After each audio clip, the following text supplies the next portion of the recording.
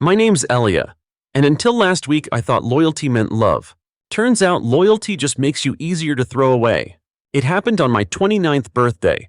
Not even a full happy birthday, just a suitcase shoved into the hallway and my father's voice saying, "You've worn out your welcome." No warning, no thank you.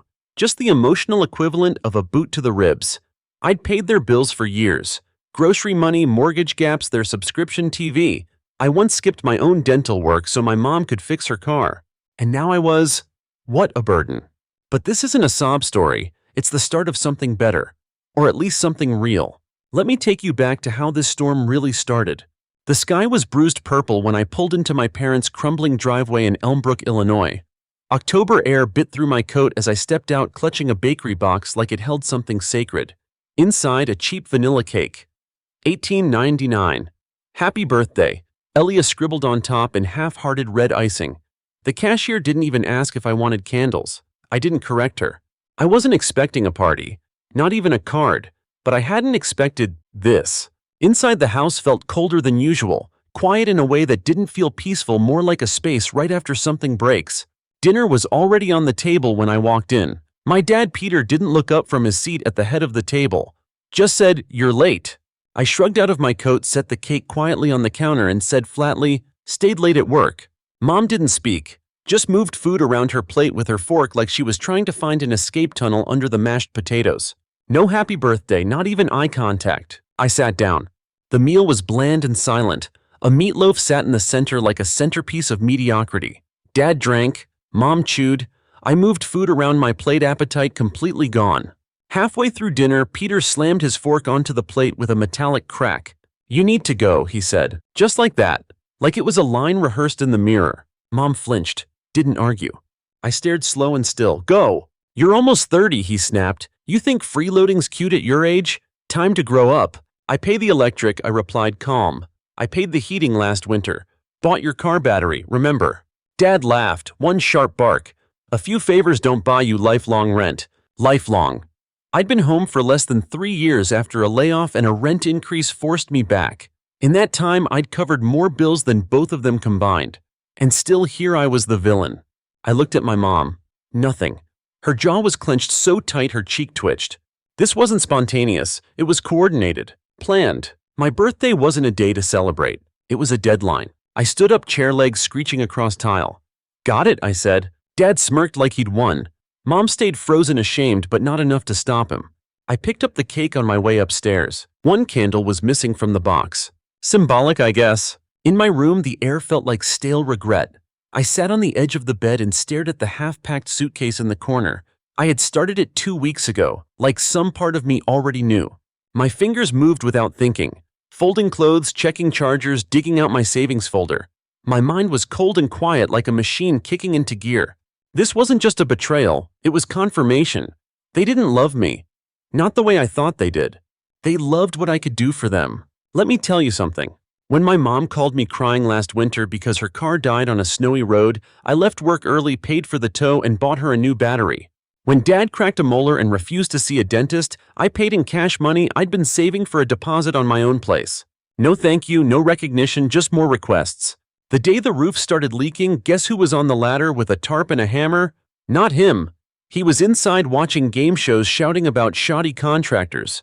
They said I was freeloading, but I was their safety net, their unpaid insurance plan. And now I was disposable. I sat by the nightstand, the cake staring at me like a joke. The red icing had smeared against the lid of the box.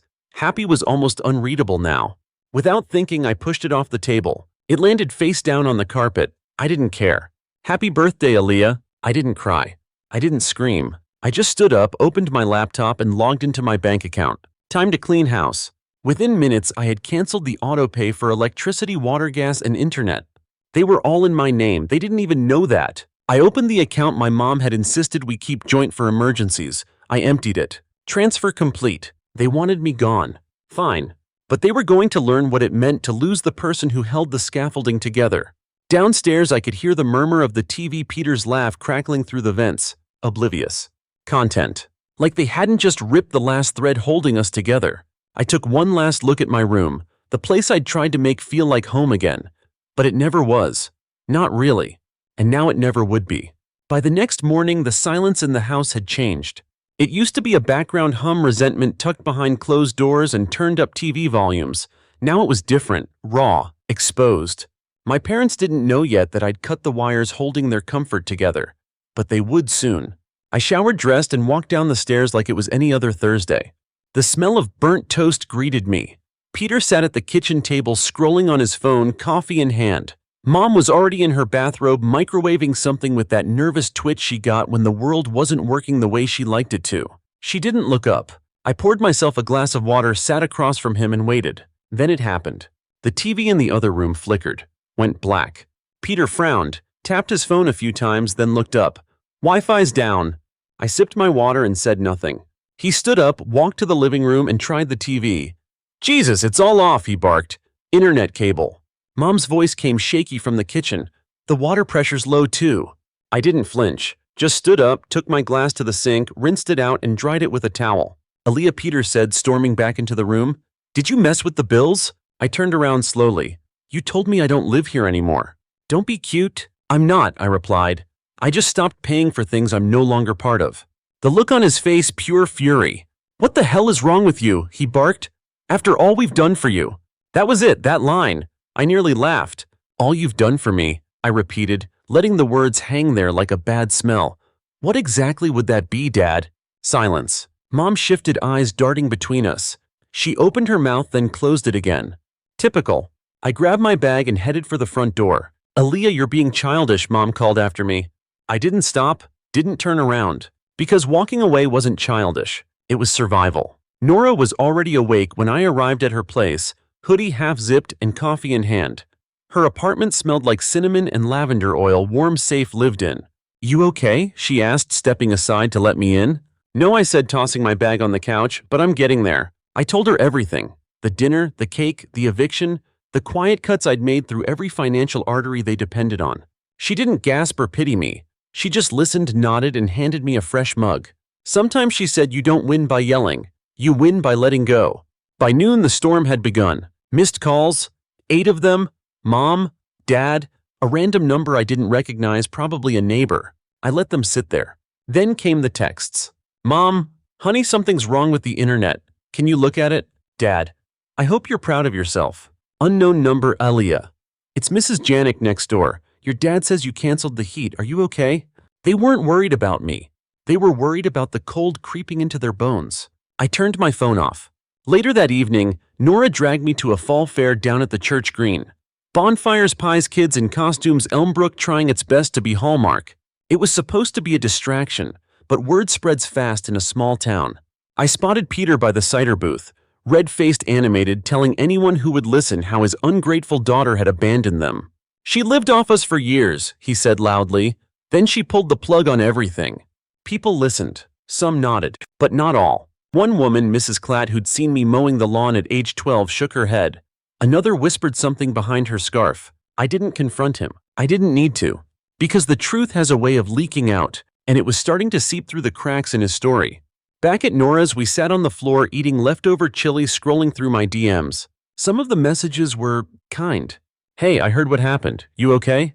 I always thought your parents leaned on you too much. I just didn't know it was that bad." But some were venom in lowercase. "You just cut off your family, wow. Cold. They're old. You'll regret this when they're gone." That one made my stomach turn. Because guilt is a snake. Quiet. Slippery. Always ready to coil around your throat the moment you start to breathe again. I stared at the messages until Nora gently took the phone from my hand and set it face down.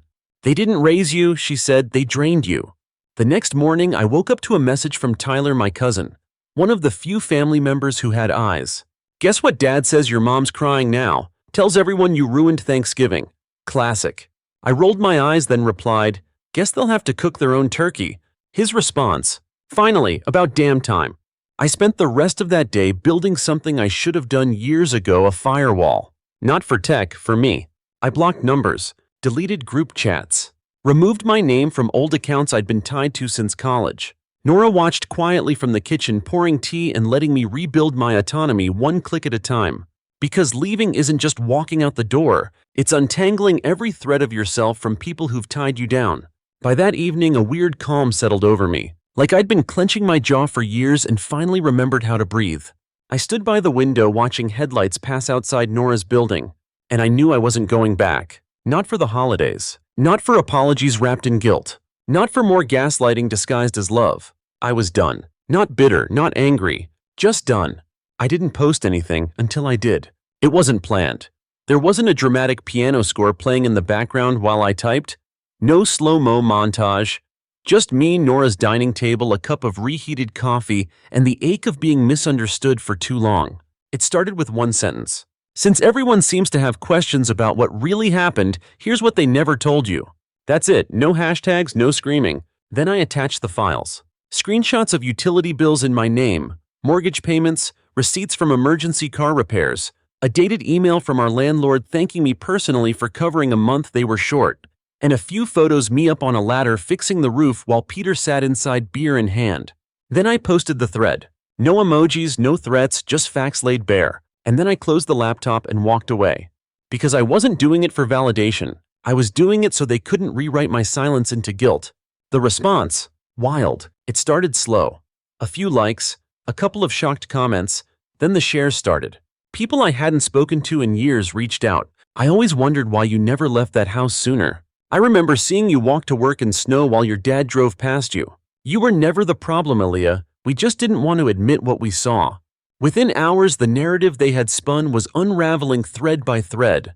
Cullen's sorry, Peter tried to fight back. He posted another long-winded update about misunderstandings and how some things should stay in the family. Someone commented, then maybe don't lie about them on Facebook. I didn't even need to reply. The truth was finally doing the talking for me. But of course Mom tried the sympathy card next. A voicemail. AmITheA, your father didn't know what he was saying. He was hurt. You know how he gets when he drinks.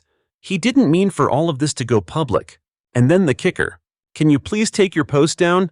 People are talking. That right there. It wasn't about regret. It was about reputation. Later that night, Nora and I went to the fall market in town. You know the type, string lights, caramel apples, hay bales, the whole small-town Pinterest board. I wasn't trying to make a statement, but the second I stepped onto the main street, I could feel it eyes on me. Not hostile, not exactly. Curious, uneasy, maybe even guilty. We passed the candle booth, the cider station, the elderly lady who always sells crochet pot holders with mildly threatening quotes on them. And then something I never expected. Mrs. Langford, my old English teacher, stepped out from her chair and gently touched my arm. You deserved better, she said softly. I stared at her stunned. She didn't elaborate, just gave my hand a quick squeeze and stepped back. And suddenly everything felt real. They saw me now. Maybe they always did. They just hadn't known what to do about it. Later that night, Nora handed me a folder. You might need this, she said. Inside every file I had uploaded. Sorted, labeled, tabbed, clean, court-ready. Just in case, she added. I didn't ask what she meant. Because I already knew. 2 days passed in peace. Or something like it. Then came the knock. Not loud, not frantic, just enough to make your heart drop because you know it's never good news at the door anymore. A man in uniform. Not a cop, just a courier. Are you AmITheA done? Yes, consider yourself served. He handed me a manila envelope and walked away without another word. I didn't open it right away, just stared at it like it was radioactive. Nora stood in the kitchen, not even pretending to be casual. Well, she asked gently. I opened it. Inside a civil suit. Peter Cullen was suing me. The charges: financial manipulation, intentional abandonment, emotional elder abuse. My jaw went slack. I almost laughed, but it caught in my throat like glass. This was his endgame. If public shame didn't work, he'd try to drown me in paperwork. I spent the rest of the night on the phone with legal aid. Explained everything. Sent over my folder, every receipt, every document, every timestamp. The paralegal's voice on the other end was calm but firm. You have more than enough to file a countersuit, she said. Honestly, this looks more like financial exploitation on their end. Do it, I said. Are you sure it might escalate? I exhaled. It already has. The next morning, Nora and I sat side by side at the kitchen table while I hit send on my own filing. Not out of revenge, not to humiliate them, but because I was tired of letting people hurt me and then paint themselves as victims. If they wanted a courtroom, they'd get one. But this time I brought the evidence. As expected, the backlash was fast. Phone calls, voicemails, Facebook posts from extended family members who hadn't sent me a birthday text in years. But this time I didn't shrink. Because this time the truth wasn't just in my head, it was on paper, documented, verified. I wasn't their scapegoat anymore. I was the one with receipts. The town started murmuring. Cullen's rants at the diner didn't land like they used to. Neighbors stopped nodding. Church ladies started whispering. I didn't need to expose them further. They were doing it just fine on their own. Nora and I celebrated with coffee and silence. She raised her mug to truth. I raised mine back to peace, even if it comes wearing legal armor. And for the first time in a long time, I didn't feel like I was defending myself. I felt like I was becoming myself. Finally, the courthouse smelled like mildew and coffee from a burned pot. It was beige walls, flickering lights, and a clock that ticked so loud you could hear your own heartbeat fight with it. I wasn't nervous. I was tired. Tired in the way that settles deep in your bones when you've carried a family too long and they decide to put you on trial for dropping them. Peter was already there when we walked in, his lawyer stiff beside him, tie too tight expression, too smug. Mom was next to them wearing her softest sweater, eyes rimmed in red, makeup carefully applied to make her look more fragile than she was. They didn't look like a couple seeking justice. They looked like two people terrified the truth might actually matter this time. Nora squeezed my hand as we took our seats. She wasn't allowed to speak during the hearing, but her presence alone was armor. The judge, a short woman with hair clipped back into a no-nonsense bun, glanced over the papers like she'd already smelled the nonsense brewing. Peter's lawyer stood first, dramatic. He threw around phrases like parental abandonment, reckless financial retaliation, and emotional hardship due to callous behavior. At one point, he even said Miss Cullen acted without empathy toward her aging parents. I almost laughed. But instead, I looked down at my hands folded calmly over the folder on my lap, the one with the receipts. My turn came. I didn't raise my voice, I didn't dramatize. I just spoke. I paid the mortgage for 2 years while my father was unemployed.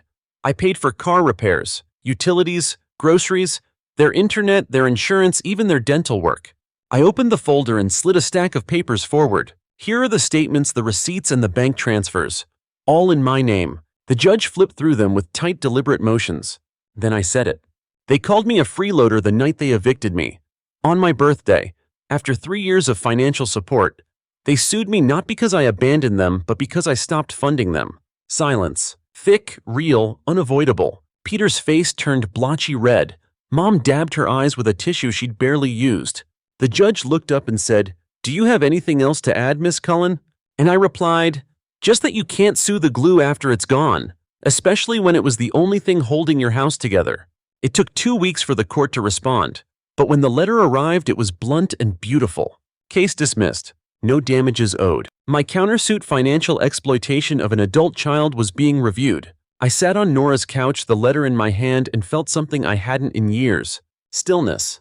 Not the numb kind that comes with giving up, the earned kind. Like I'd finally stepped out of a room I was never meant to stay in. I didn't hear from Peter or Mom after that.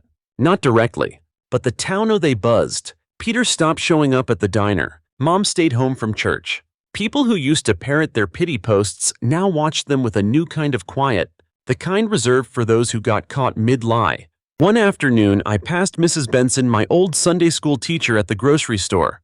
She didn't say anything at first, just looked at me for a long moment, eyes soft. Then she said, "You always were the strong one. We just didn't know how much weight you were carrying." I didn't cry, but something inside me loosened. Because even quiet recognition matters when you've spent years being erased. 2 days later, a letter came in the mail. No return address. Inside a cake candle. The number 3. The one that had been missing from the cake on my birthday the night they kicked me out. No note, just the candle. I stared at it for a long time, sitting alone at my borrowed kitchen table. I should have felt angry, or triggered, or mocked. But I didn't. I felt nothing. And that was the win. Because you know what rage means, you still care. But apathy. That's the real ending. By the end of that week, I'd signed a lease for my own place. A second-floor walk-up with creaky stairs and too much character. Paint chipped in the corners, but windows big enough to hold a future. I moved in with 2 boxes, 1 plant, and a borrowed couch from a Facebook group called Crisis Minimalism. The first night, I ate cold pizza on the floor and watched a moth circle my desk lamp. And I realized something. I wasn't rebuilding a life. I was finally building one that was mine. Nora came by with a bottle of cheap champagne and an even cheaper pizza. We ate on paper towels and laughed like kids who finally escaped detention. She raised her plastic cup. To your space, to your freedom, to whatever comes next. I clinked mine against hers, to choosing myself. The next morning, I opened my laptop and started writing a list. What I want from this life. Quiet mornings. Paid bills by me for me. A door that locks from the inside. No more guilt disguised as love. A birthday that feels like mine. I paused at the fifth one. Then I added, someone to sing to me, even if it's just me. I lit the leftover lavender candle from the old apartment. It flickered against the white walls, dancing like a victory flag. The place still smelled like paint and borrowed space. But it was mine. And I didn't have to earn it by holding everyone else's world together anymore. It's been 3 months since I left that house. Funny, it doesn't feel like fleeing anymore. It feels like finally arriving. I've painted the walls of my new apartment soft blue, the color of quiet skies and fresh starts. My bookshelf is half thrift store finds, half library hand-me-downs. I have one houseplant named June that's somehow still alive despite all odds. Kind of like me. The fridge hums when it's too full. My secondhand couch sags in the middle. The ceiling fan wobbles when it's tired. But none of it yells at me, none of it shames me, and none of it asks me to dim myself. That's the thing no one tells you. Sometimes peace is ugly, quiet, slightly lopsided, but it's yours. And for the first time in years, so am I. I haven't spoken to Peter or Mom since the court date. They didn't reach out after the dismissal. Not when I moved. Not when I started a new job. Not even when a cousin posted a photo of me smiling at a street fair and tagged the wrong last name. Radio silence. Which honestly, I prefer, because I've learned something important. Some people only knock when they need something. And some silences are the kindest thing they can give you. Tyler still checks in sometimes. His messages are short but real. House is falling apart. Dad's quiet now. Mom keeps rewatching old church videos. I don't ask for details, I don't gloat. I just say, hope you're holding up, I'm okay. Because I am. And that's not a small thing to say anymore. One morning, I opened a shoebox I hadn't touched since the move. Inside were old photos, me at 7 smiling with a missing tooth. Me at 12 with braces and a lopsided haircut. Me at 16 holding a school trophy standing next to Peter who wasn't smiling. I kept 3 of them. Tossed the rest. Because keeping a photo is like keeping a version of yourself. And I only want the ones where I still had light in my eyes. Nora helped me hang string lights across my living room. We laughed when they drooped unevenly, when the plug sparked once, when we realized we should have started on the other side. Perfect, she said anyway, standing back to admire our chaotic masterpiece. I nodded, it is. And I meant it. Not because it was Pinterest-worthy, but because I put them up. Nobody yelled. Nobody took credit. Nobody reminded me of what they sacrificed so I could have lights. I got a card in the mail 2 weeks ago. No return address. Same careful handwriting as before. Inside was a note. You didn't break the family. You just stopped bleeding for people who didn't notice the cut. There was no name. But I didn't need one. Some truths don't need a sender. You just know them when you feel them. My new job is small. Local bookstore, soft chairs, creaky floors, the smell of paper and tea. I get discounts on poetry and nobody talks over me in meetings. I'm learning to breathe at my own pace.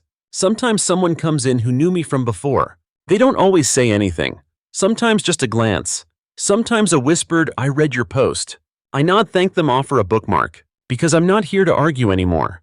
I already told the truth. Now I'm just living it. My birthday rolled around again. I didn't throw a party. Didn't buy a cake. But Nora surprised me anyway.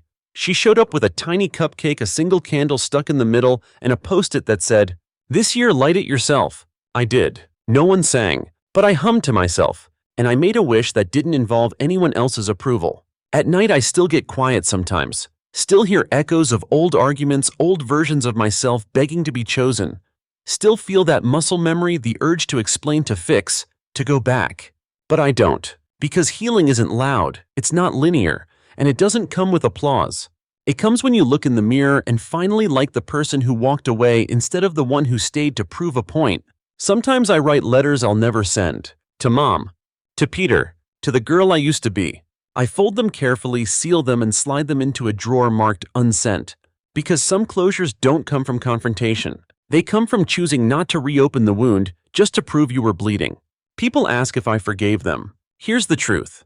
I didn't do it for them. I forgave the version of me who thought love meant labor. I forgave the younger me who stayed too long, tried too hard, hoped too loudly. I forgave myself. That was enough. The last thing I unpacked from my move was a tiny plastic number, a candle shaped like a 3. The one missing from my birthday cake the night they kicked me out.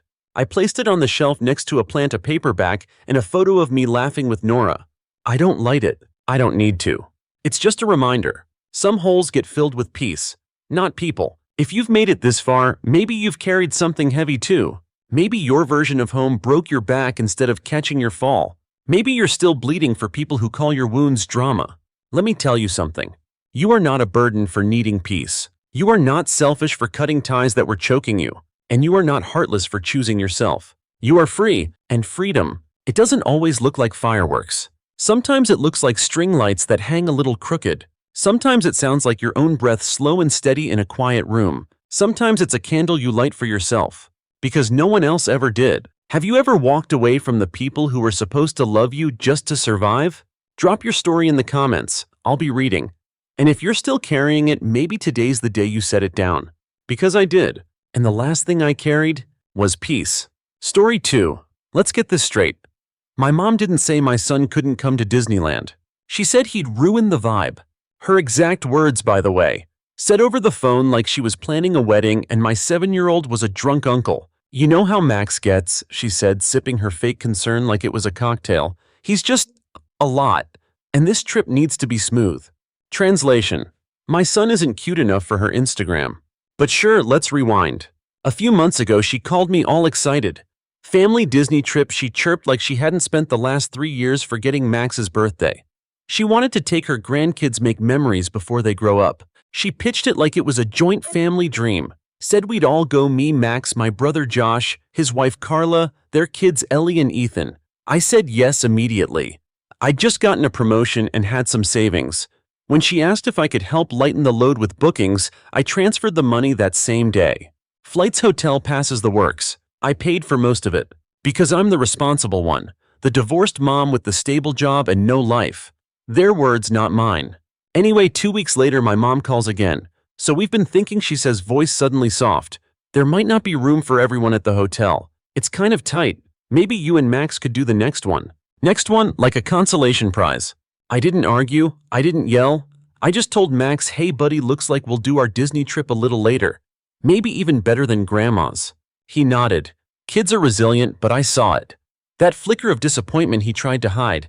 That quiet okay that sounded like swallowing hope. Then the pictures started rolling in. Josh's kids in front of the castle. Carla posing with Mickey. My mom hugging Ellie like she just won a game show. Caption, 3 generations of magic. Magic, huh? Funny how magic didn't have room for Max. Or me. Even funnier when I realized the suite had more than enough beds. When I confronted her, she laughed. It was easier this way, she said. You know, Max gets overwhelmed. Ellie and Ethan are more chill. And honestly, she chuckled, they just photograph better. She said it like she was picking apples, not playing favorites with grandchildren. And Max, he sat there holding the Mickey ears he picked out months ago, still had the tags on them. He didn't ask why he wasn't in the pictures. He just stopped smiling when Grandma's name came up. Let me pause here. If you think this is about Disneyland, it's not. That trip was just the mask slipping. This has been years in the making. I was just too tired or too loyal to call it what it was. They never saw me, and they sure as hell never saw Max. Growing up, I was the difficult one. The outspoken girl who didn't want to join cheer or smile through lies. Josh, he could forget mom's birthday and still get praise for sending flowers a week late. But me, I got grounded for rolling my eyes. I called out her favoritism once when I was 15 and got told, you always think you're a victim. Years later, nothing changed. Josh lost his job. We all chipped in. Josh forgot to pick up the kids. He's just so overwhelmed right now. Me, I got my master's degree with Max on my hip and no partner in sight. She called it showing off. When I bought a car with my own money, she asked if I was trying to make Josh feel bad. When Max got diagnosed with sensory processing disorder, she said I was making excuses for bad behavior. I wish I were exaggerating. So no, the Disney trip wasn't the betrayal. It was just the moment I stopped pretending she loved us the same. That Sunday, the week after the trip, she invited us over for dinner. To make it up to Max, she said, I almost didn't go, but Max wanted to see his cousins. He still believed we were all one big happy family. So I went, for him. Big mistake. They were already halfway through dinner when we arrived. No extra place was set. Carla smiled politely. Josh grunted a hello. My mom stood up, wiped her hands on a towel and said, Oh, you made it. We thought you weren't coming. You invited us, I said flatly. She laughed. Right, well you can pull up chairs. No apology, no acknowledgement. Then she turned to Ellie and said, Tell Auntie what your favorite ride was. Ellie squealed about Space Mountain while Max quietly picked at his plate. He didn't look up, not even when Ethan offered him a souvenir keychain. You know, my mom said later, glass of wine in hand, Ellie really handled the crowds well. Just so mature. Max might have struggled. Maybe it was for the best. That was it. That was the moment I stopped swallowing it. The moment all the little cuts became a deep, gaping wound. So I smiled. And I waited. Because if she wanted a real show, I was finally ready to give her one. After that dinner, I stopped pretending. Pretending we were one big happy family. Pretending my son wasn't being erased in real time. Pretending I hadn't been paying for my own exclusion. Because let's be honest, my mom didn't forget to include Max. She chose not to. And I let her. Until now, the morning after, I did something I hadn't done in years. I opened my bank app and went all the way back. 6 years of transfers, hotel bookings, Venmo transactions labeled for groceries or just helping out. Thousands of dollars gone. Quietly, consistently. Flights I never boarded. Gifts I never received. Bills I never created. And there it was, a $3,000 charge for the family suite at Disneyland. Booked under my name, paid for by my card. Used by everyone but me. That's when I started screenshotting everything. It wasn't revenge. Not yet. It was just clarity. Because when you're gaslit long enough, truth starts to look like rebellion. And I was done being the family's walking guilt offering. A week went by, no apology, no explanation. Just a tagged Facebook album called Making Core Memories. My mom smiling with Ellie. My dad holding Ethan, a giant mouse costume in the background. And not a single mention of Max, like he didn't exist. That weekend I took Max to the park. Not a theme park, just a regular one. Grass swings, a few plastic dinosaurs. He climbed into my lap and said quietly, Do you think Grandma doesn't like me? I froze. Not because I didn't know the answer, but because I knew I couldn't lie anymore. I hugged him tight and said I like you enough for both of us. He nodded, then asked if we could make our own trip someday. Just us. And that was when the plan clicked. If they wanted to run their little fantasy family without us, fine. But I was done funding it. I spent the next month cleaning up what they'd left behind. Canceled the shared streaming accounts they never paid for. Closed the old family cell plan I was still listed on. Turns out Josh hadn't paid his part in 8 months. I rerouted the automatic grocery money I sent every payday. And then I did one last thing. I tallied up every expense I'd ever covered for them, Disneyland included. The total, $24,862.72. That number hit me like a brick. Not just because of what it meant financially, but because it was proof. Proof that I wasn't overreacting. Proof that I'd been their silent sponsor. And the worst part, they never even said thank you. Then came Sunday dinner. I showed up, one last time. Max stayed home with a sitter. I told him it was a grown-up night. He didn't argue. It was just me, one envelope, no smiles. My mom answered the door like nothing had happened. Oh good, you brought dessert, she said, eyeing the folder in my hand. No, I said, I brought closure. She tilted her head. What's that supposed to mean? Inside, they were already halfway through dinner. Josh waved a fork in my direction. Look who finally showed up. I sat down. No hugs, no forced small talk. I won't stay long, I said. Suit yourself, my dad muttered. You always had that loner energy. I slid the envelope across the table toward my mom. What is this, she asked. Everything I've paid for over the last 6 years, I replied, line by line. My brother chuckled. What are you sending invoices now? No, I said, looking him in the eye, I'm closing accounts. He stopped laughing. My mom opened the folder. Her eyes scanned the first page. Then the second. She went quiet, completely, utterly silent. Josh leaned over to peek. His smirk vanished. What is this? He said again, but his voice was lower now. It's the cost, I said, of being erased while footing the bill. My dad grabbed the folder. You're acting like this was a charity case. It was, I snapped, and you were the beneficiaries. My mom shook her head, voice barely above a whisper. You said you wanted to help. I said I wanted to be part of the family, I replied. Not your bank. Josh leaned back in his chair, arms folded. So what, you want us to pay you back? I shrugged. I don't expect anything from people who can't even say sorry. The fallout didn't start that night. It started the next morning. A group chat lit up, one I'd forgotten I was even part of. Mom, that was unnecessary. Josh can't believe you do that to your own family. Dad, you should be ashamed of yourself. I didn't reply. I just archived the chat, because I wasn't playing their game anymore. 2 days later, Carla reached out. First time she ever messaged me directly. "I get it now," she wrote. "I didn't before, but I do now." I didn't respond right away, but I reread it 5 times. Because it was the first time anyone from that side of the family had ever acknowledged I wasn't crazy. That Max wasn't difficult, that we were just ignored. The following Sunday I stayed home, made pancakes with Max. We built a fort out of couch cushions and watched a movie on my laptop. No drama, no guilt, no performance. At one point he looked up at me and said, "This is better than Disneyland." And I believed him, because this time, the magic was real. Silence didn't last long. By the end of the week, they couldn't help themselves. The group chat that I thought was buried suddenly revived. "Dad. So that's it? You're cutting us off, Mom? After everything we've done for you, Josh, you're being manipulative." Classic. I didn't answer. Not because I didn't have something to say, but because I didn't owe them my breath anymore. But then they took it public. A few days later, my cousin Kelsey sent me a screenshot from Facebook. A long-winded post from my mom, complete with family photos and that nauseating tone she uses when she's trying to play the saint. Some people think money makes them better, but no amount of cash can replace loyalty, kindness, or family. We did our best. We always will. Some bridges burn themselves. The comments full of sympathy. "You don't deserve this, Marla. Kids these days are so ungrateful. Praying for peace in your heart." I laughed. Not a joyful laugh, a "you've got to be kidding me" laugh. Ungrateful. I paid for their vacations, their mortgage gaps, their groceries. The same ungrateful daughter who bought the damn Disneyland tickets they used to pretend my son didn't exist. So I did what I'd been holding back. I posted one photo, just one. Max sitting on our floor fort grinning with pancake syrup on his chin.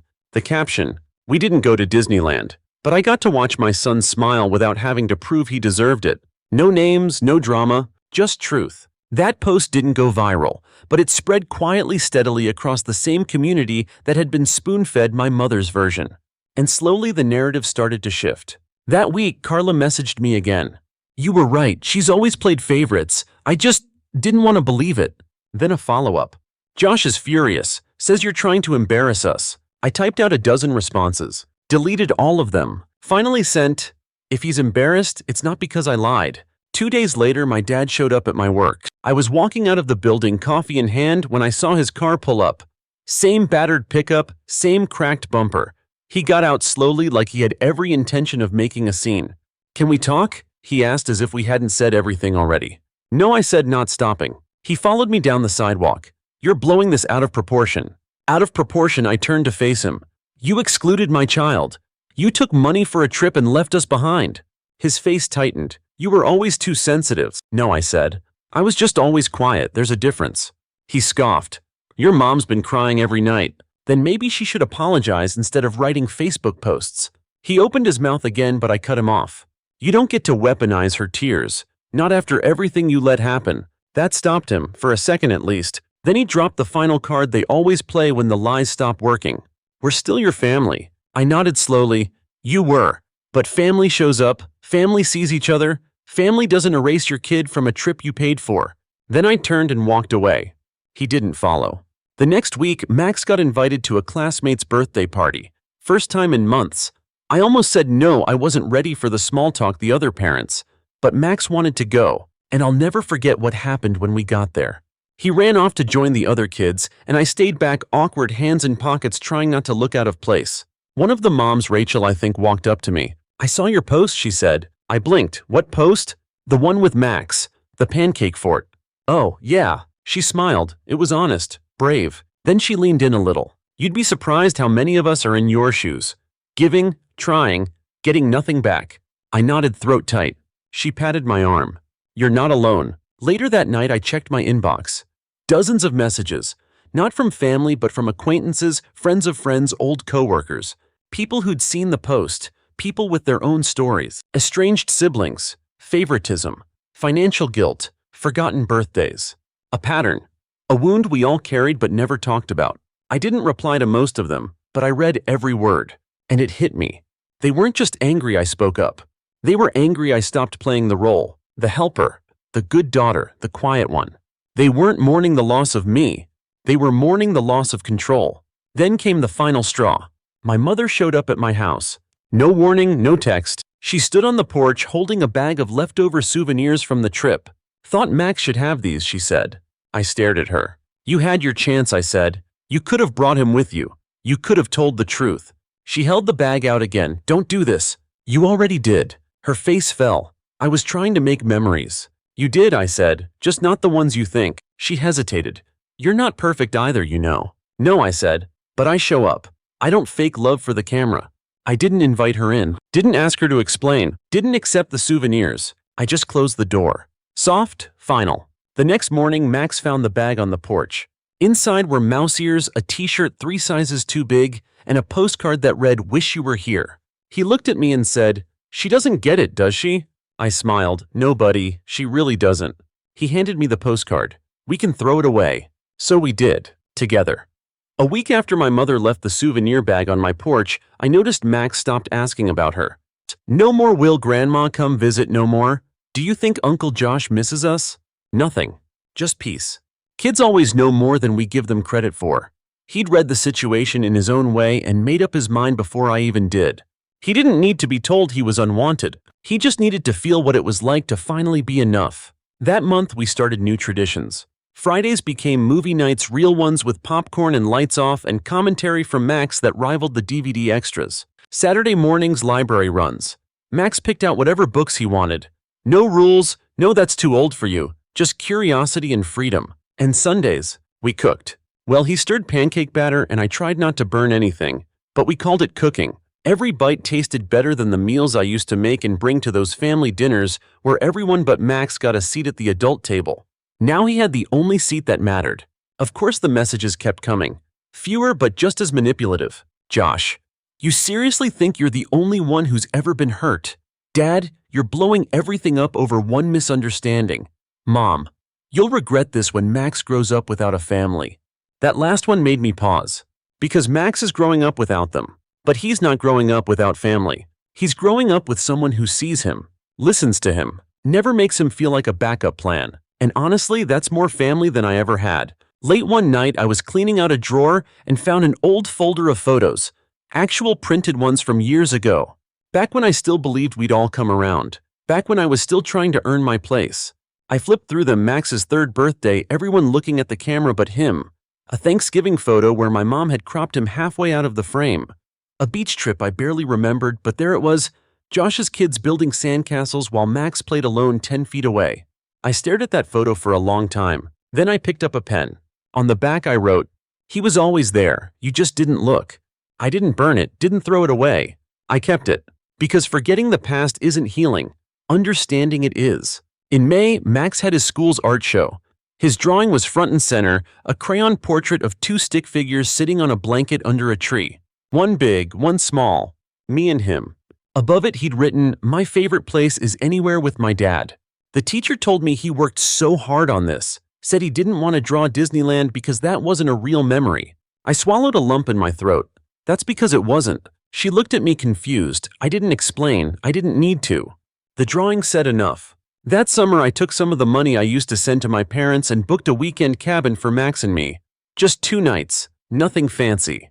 No castles, no characters. Just quiet. We went fishing, burned marshmallows, and spent an entire afternoon building a birdhouse we never finished.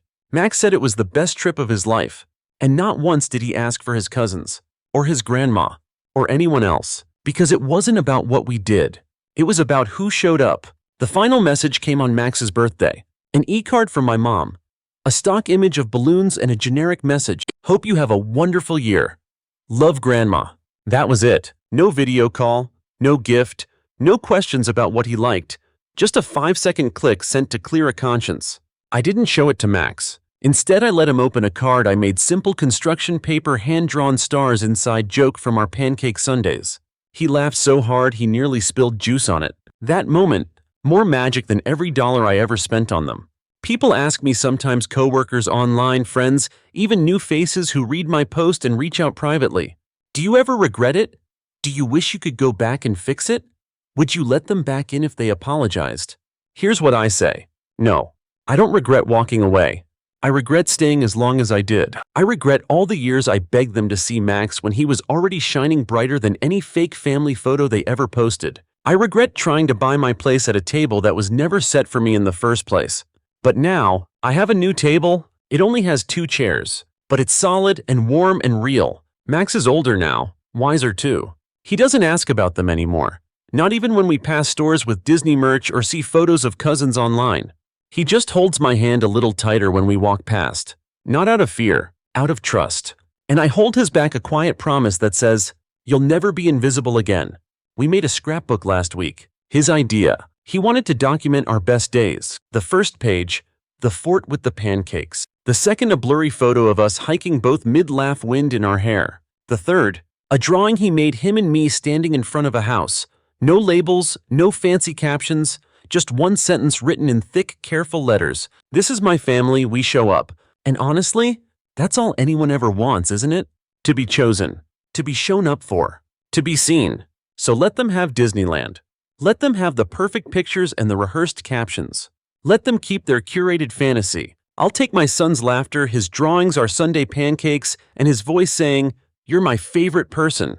Because in the end, they lost more than they know, and we found everything we ever needed without them. Final update. To those who followed this story, thank you. Your comments, support, and stories reminded me that I'm not bitter. I'm not broken. I'm not too much. I'm just finally done pretending that blood is a reason to stay in pain. If you're reading this and you're where I was, I want you to know you're allowed to leave. You're allowed to protect your peace. And you are never wrong for choosing yourself and the people who choose you back, especially if that person is a small human with syrup on their chin who thinks the best place on earth is wherever you are. That's real magic. That's the family I'm building now. And no one's ever taking it from us again. Story 3. You want to be more than just my wife's kid? That's what my stepfather Dean said to me one night, flipping a wrench in his hand like it was some sort of test. Then help build something real. Be part of something bigger. I was 28, still chasing the feeling of being wanted. And those words, they landed like bait in my chest. I took it. All of it. Let me rewind. My name's Eli. I've always been the background character in someone else's movie. The kid who showed up in holiday photos but never in the family group chat. Dean came into my life when I was 16 after my dad left, and my mom was convinced love looked like a man who could fix engines but not feelings. At first, Dean was all laughs and handshakes. He brought over greasy burgers and beer for himself, told jokes I didn't quite get, and promised he'd take me fishing someday. That never happened, by the way, but I held on to that someday like it meant something. Dean had 2 kids from his previous marriage. Riley, 30, who managed to fail upward through 3 tech jobs, and Trevor, 26, who had a new business idea every 6 months. Me, I studied, worked late, and stayed out of trouble. But that didn't seem to matter. I was never his. Just Sarah's boy. Sarah being my mom who tried so hard to keep the peace, she forgot I was living in a war zone of small insults and quiet exclusions. When Dean started talking about opening his own auto shop, a sleek customer-first garage where people could trust mechanics again, I listened. He said he was tired of working for jerks who didn't care, said he needed someone with brains to help him launch it right. Riley's too impatient, he said one night. Trevor's got heart but no hustle. But you, Eli, you're steady. You could be more than just Sarah's boy. You could be family. And just like that, I fell for it. I wired him $12,000. My entire savings. Every dime from years of skipped vacations, ramen nights, and overtime. I didn't ask for paperwork. Didn't want it to feel transactional. He told me I was a partner, said we'd build it together, said this is our thing. But ours disappeared the minute the money landed. Suddenly Dean got busy, didn't need help with the website, didn't return my calls about branding ideas. When I dropped by the garage to offer help, I got cold nods from Riley and sarcastic jabs from Trevor. "You here to sweep the floors?" Riley joked. Trevor didn't even look up, just muttered, "Didn't know we were giving out honorary titles now." Still, I held out hope. I told myself they were just being territorial, that opening day would fix everything. So I bought a new shirt, took the day off work, showed up with a DSLR camera ready to document our dream. But when the local reporter asked who I was, Dean threw his arm around Riley and grinned. "Oh, that's my wife's kid," he said. "Helped out with some stuff." Some stuff. I stood there holding the scissors I bought for the ribbon cutting. Not once did he mention my name. Not once did he look at me like I was part of it. My mom was clapping in the background like this was a scene from a feel-good movie, but I felt like a ghost. I handed the scissors to Trevor, said nothing, just walked away. No one stopped me. No one even asked where I was going. That's when it hit me this wasn't new. It started way back, years ago, with a pizza. I was 17. Dean brought home takeout, 3 boxes of pepperoni, a big bottle of soda. Everyone dug in. When I reached for a slice, he looked at me and said, "You got cash?" I thought he was kidding. He wasn't. And that's when I first realized I wasn't part of the family. I was just there, a guest in the home I grew up in. After that, it was constant. Riley crashed a car. Dean fixed it with a smile. Trevor quit his job. Dean gave him money to find his passion. I got a scholarship. Dean nodded and said, "Cool. What's for dinner?" I was the one who never asked for help, and somehow that made me invisible. Still, I tried to fit in, tried to laugh at Dean's jokes even when they stung, tried to be one of the guys. So when he said, "Be part of something," I jumped. Because all I wanted more than money, more than recognition, was a seat at the damn table. But the table wasn't built for me, and the moment he called me my wife's kid on opening day, that's when the illusion shattered. I left before the ribbon was cut, drove straight home, sat in my car for an hour staring at the wheel, wondering what I had been thinking. $12,000. 12,000 ways to say you don't matter. That night I opened my phone and looked at the bank transfer. I hadn't even labeled it properly. Just garage for Dean. No contract, no receipt, just blind trust in a man who never truly saw me. And for the first time in years, I wasn't sad. I was angry. Not fire-breathing angry, not yell into the void angry, just clear, cold, focused. Something in me snapped, and this time I wasn't going to cry or beg or prove myself. This time I was going to act. The night after I walked out of the garage's grand opening, I couldn't sleep. Not because I was heartbroken, because I was awake. For the first time in years, really awake. Every moment with Dean started replaying in my mind, not like a movie, but like evidence. Cold, labeled, stored in neat little boxes. The pizza. The birthday where he gave Riley a smartwatch and me a pack of socks from the clearance bin. The night he promised I'd be more than Sarah's kid. I opened my laptop and started digging. Emails, screenshots, bank transfers, voice notes. All there.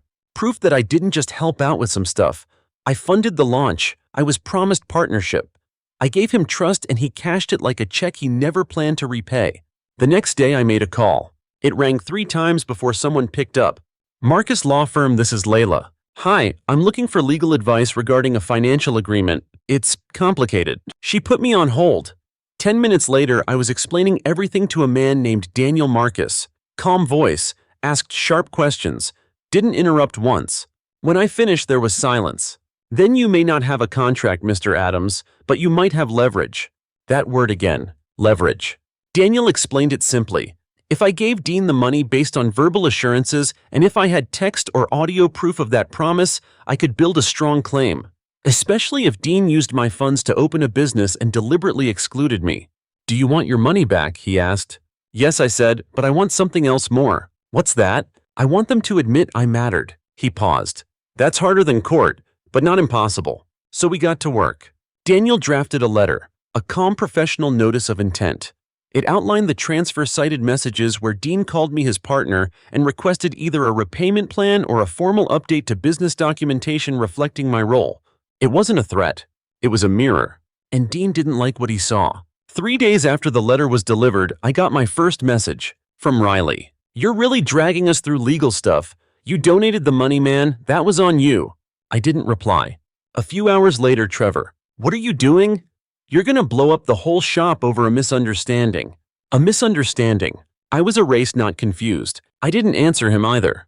Instead, I posted a photo on my personal feed, one screenshot, a message from Dean dated 2 weeks before the grand opening. "I couldn't do this without you, Eli. You've got the kind of brain and heart this place needs. This is ours." Caption. Funny how I disappeared once the paint dried. I didn't tag anyone, didn't name names, but in our town, everyone connects the dots. The comment section lit up. Coworkers, high school friends, even my old manager from the hardware store. "You were always the quiet one who did everything.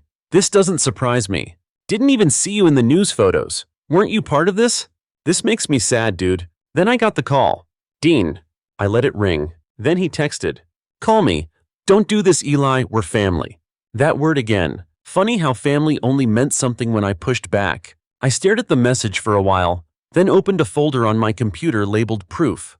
Every receipt, every transfer, every text. I backed it up to a drive. Not because I was planning to post it, but because I could. That same week, Daniel forwarded me a reply from Dean's attorney. It was laughable. A good faith gesture of $2,500 and a request for me to refrain from claiming any formal association with the business going forward. So let me get this straight. I give 12 grand. They offer 2. And I'm supposed to pretend I was never there. I didn't just laugh, I sent Daniel one word. Declined. Then I got petty.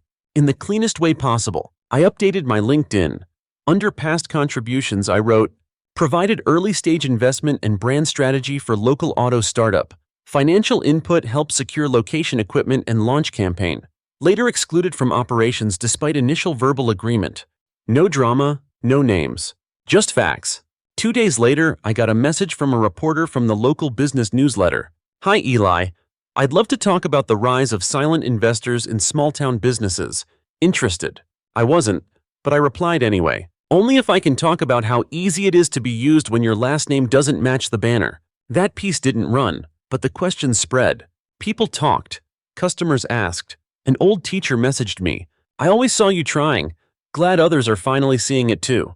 But not everyone stayed quiet. My mom showed up at my door one night, no warning. She looked nervous, older. Can we talk? I let her in, mostly because I was tired and part of me still wanted her to get it.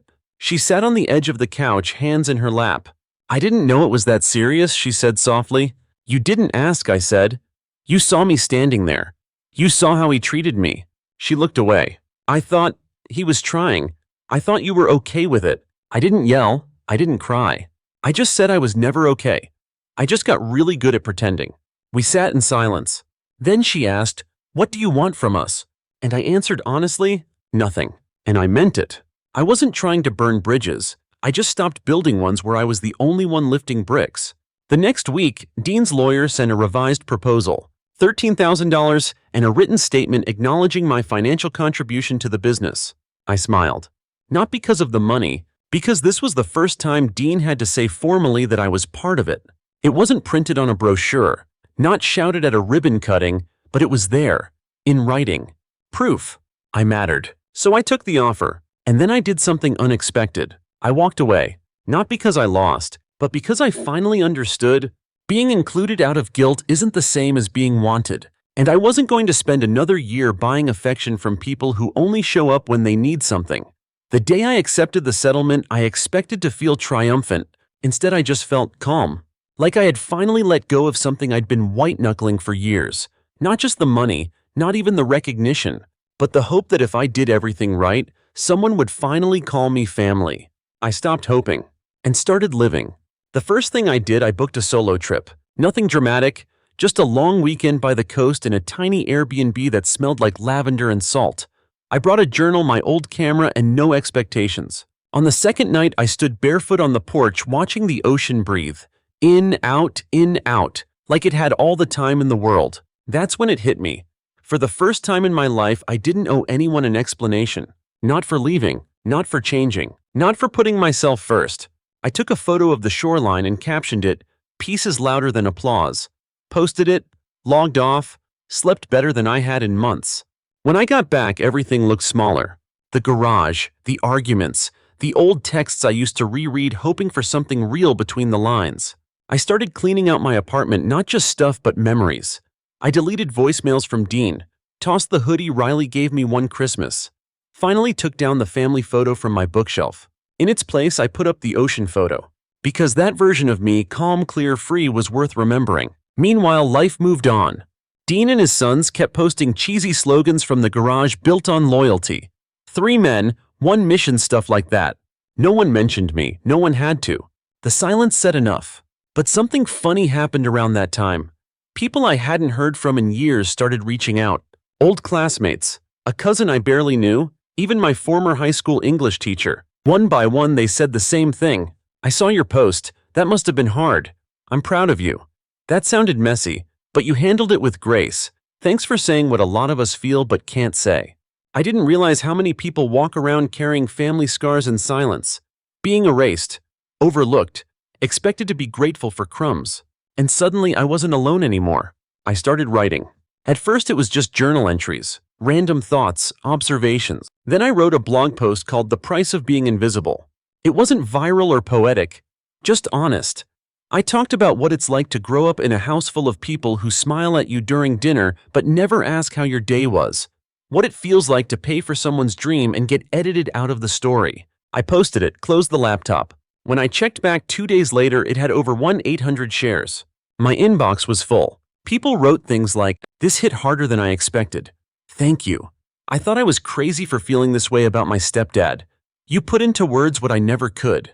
That's when I knew my story wasn't just mine. It belonged to every person who sat quietly while their name was left off the list. Every kid who smiled through the insult and cleaned up after the party no one invited them to. I started getting invites to speak at small community panels about resilience and emotional boundaries. I said yes, not because I was brave, but because I finally had something worth saying. And in the middle of all that change, I met someone. Her name was Nora. We met at a storytelling event. She was there as a guest, not a speaker. She laughed at the wrong moments. Her hair was always in a messy braid. She asked questions like she actually cared about the answers. After my talk, she came up to me and said, "That was brutal, in a good way." I laughed. That's kind of my brand now. We grabbed coffee, then lunch, then weekends. She never asked about Dean or the garage. Not at first. She let me bring it up on my own. When I finally told her everything from the pizza incident to the settlement, she didn't flinch. Just nodded and said, "Yeah." People like that mistake silence for weakness. I liked her instantly. With Nora, I didn't have to explain myself. She never made me feel like I had to earn kindness or prove I belonged. I was enough exactly as I was. One night, I told her the part that still stung. The part I hadn't admitted out loud to anyone. I wasn't mad they used me, I said. I was mad they made me think I was finally wanted. She took my hand and said, "They didn't make you think that. You wanted it so badly you convinced yourself they meant it." It was honest, sharp, and somehow freeing. Because it reminded me that this journey wasn't about getting revenge on Dean or proving something to Riley or Trevor. It was about untangling my worth from their approval. It was about learning to be whole without applause. I started volunteering at a local youth center, mentoring kids who came from messy families just like me. Some had parents in prison, some were couch surfing, most were just looking for someone who saw them. I showed up week after week, not as a hero, just as someone who knew what it felt like to be the background character. And slowly they opened up, told me about the birthdays no one remembered, the report cards no one looked at, the jobs they worked to buy groceries their parents forgot. I didn't try to fix it, I just listened. And they told me I made them feel seen. That was the first time I realized I didn't need Dean to say it. I'd already become everything he couldn't be. 3 months after the settlement, I got a text from Dean. "Still can't believe you'd turn on your own family over some cash. Hope it was worth it." I stared at it for a while, not because it hurt, because it didn't. It read like a stranger's complaint. There was no apology, no ownership, just the same recycled guilt trip. The kind he probably didn't even realize he was sending on autopilot. For a moment I considered replying, but I didn't want to explain myself. Not anymore, so I opened my laptop instead. Wrote a letter I'd been building in my head for months. "Dean, you once told me I had no loyalty. That's funny considering I handed you $12,000 without a contract, just a handshake and a promise that I'd finally matter. I didn't ask for ownership. I didn't demand credit. I just wanted to belong. I thought maybe finally I'd be seen as part of the team, part of the family. But you saw me as a wallet, as a stepping stone, as someone disposable. And still I don't regret helping you. I regret believing you'd ever respect me for it. You raised your sons to believe they were kings. You raised me like I was lucky to even be at the castle gates. I gave. You erased. I stayed quiet. You grew louder. And when I finally asked for acknowledgement, you called it betrayal. That's not betrayal, that's boundaries. You don't get to call me family only when I'm useful. So here's your closure, I forgive you. Not because you earned it, but because I refuse to carry your cowardice any longer. I'm not bitter, I'm just done. Don't contact me again." I didn't send it right away. I sat with it. Reread it 3 times, printed it, folded it, then walked to the post office, dropped it in the slot, and walked out with a kind of quiet I hadn't felt since childhood. Not silence like abandonment, silence like peace. The next week, I legally changed my last name. Not to something dramatic or distant, just back to my mother's maiden name, Ellis. Before Dean, before the erasure, before the years of trying to twist myself into someone worthy of a title no one wanted to give me. Eli Ellis. It felt like reclaiming something that had always been mine even when I couldn't name it. I didn't tell anyone, not right away. Not until Nora and I were walking through the park one evening and she pointed at a street sign that said Ellis Ave. "Hey," she said, nudging me. "Look, your future fan club already has headquarters." I laughed. "You think I'll have fans?" "You already do. They just don't wear t-shirts yet." That night I showed her the official name change. She didn't say much, just kissed me on the forehead and said, "You finally sound like yourself." And she was right. A few weeks later I got a voicemail from my mom. Not asking for anything. Not making excuses. Just her voice a little fragile saying, "I'm sorry I didn't see how alone you felt. I thought keeping things peaceful meant keeping things quiet. But I know now I let too much slide. I hope someday you'll let me try again." I didn't cry, but I felt something settle. Not resolution, not yet. Just room for it. That's the thing no one tells you about healing. It doesn't come in big moments. It's the slow unraveling of things that once felt like cement. A relearning of softness. I didn't call her back, but I didn't delete the voicemail either. Maybe one day when I know I can talk without falling back into old roles, I will. But not yet. Because now, I've got other things to build. I started a creative collective with Nora and some friends writers, digital storytellers, community organizers. We call it Rooted. Not flashy, not corporate, just a space for people like us. Quiet builders, late bloomers, kids who grew up unheard but came out with something to say. We host workshops at the youth center, publish monthly essays, share stories that don't make headlines but deserve to be told. And every time someone tells me I thought I was the only one, I remember why I started. I remember the silence, the way it used to swallow me whole. Now I use it as a stage. And it's not just about me anymore. It's about every person who's ever been called too sensitive, too dramatic, or ungrateful for asking to be seen. It's about telling them you're not wrong for wanting more. You're just tired of surviving on scraps. I've stopped chasing family. Not because I don't believe in it, but because I finally understand it's not defined by who shares your blood, your house, or your last name. It's who shows up. Who listens without making it about them. Who says I see you without needing a spotlight in return. And now I've got that. Nora. My chosen people, the kids I mentor, the community we're building. That's more family than I ever got in that house full of smiles and sharp edges. Sometimes I still think about Dean. Not with anger, not even with sadness. Just like you'd think of a locked door you finally walked past. He built a business on the idea that loyalty was loud. I built a life that proved it could be quiet and real. The last time I drove past the garage, I didn't stop. Didn't look for my name on the wall. Didn't care what sales they were running or what slogans they were printing. I just kept driving. Windows down, music up. And not once did I look back.